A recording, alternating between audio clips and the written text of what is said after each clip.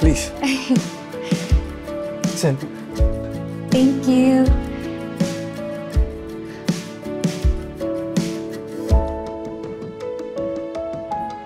Wow.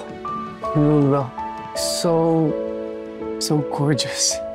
Thank you. Pero mas bagay yata akong wala. Inyaki. Medyo malabo kasi talaga yung mata ko. Nandito lang naman ako sa tabi mo eh. Hindi ako lalayo sa'yo. And, mas bagay pala kung meron ka nito. Susuotin mo to. Ayan, there you go. Mas lalo ko pang kumanda.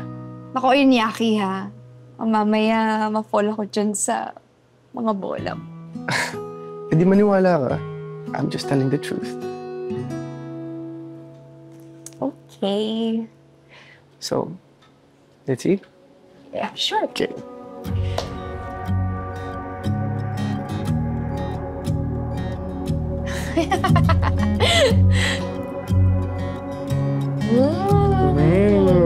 Masarap. To us. To us.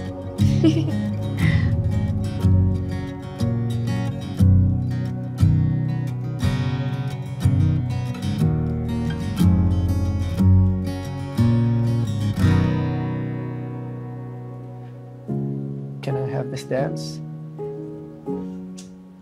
Sure!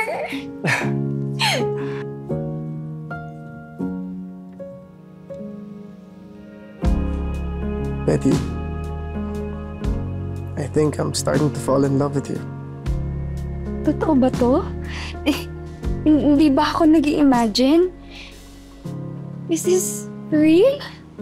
Totoo na to. Bettina Salcedo, I love you. Inyaki Robles. I love you too.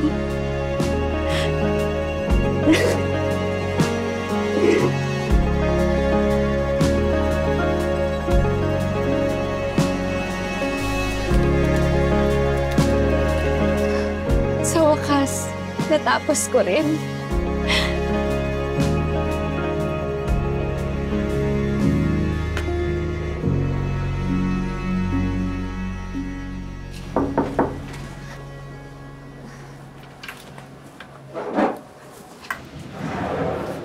Olander, ba't ka nandito? Betty, gusto sana kitang kausapin ng masinsinan. Iyon ay kung okay lang sa'yo. Tungkol kasi to kay Inyaki. Sige, oo naman. Ano yun? Betty, alam kong mahal mo si Insan pero meron ka kasing kailangan malaman tungkol sa kanya. At alam ko unfair kasi to sa yung lahat. At mas bagay kung wala sa'yo to. Sorry, anong unfair? Hindi ko magets. Lander, Diba tinanong mo ko sa klinik kung magugustuhan ka ni Insan? Hindi niya magugustuhan. Ang totoo kasi niyan, hindi siya magkakagusto kahit kanino. Kasi, in love pa rin siya kay Mira. sino si Mira? Kababata namin to si Mira. Noon pa man, mahal na to ni Inyaki.